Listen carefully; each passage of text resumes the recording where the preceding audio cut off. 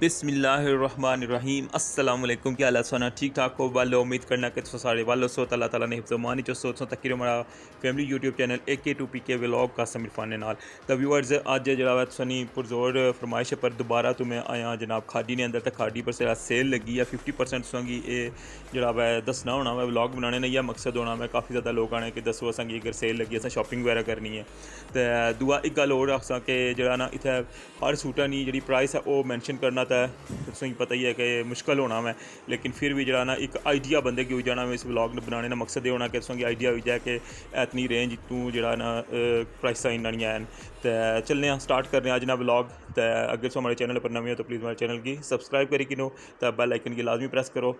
Welcome to my new vlog.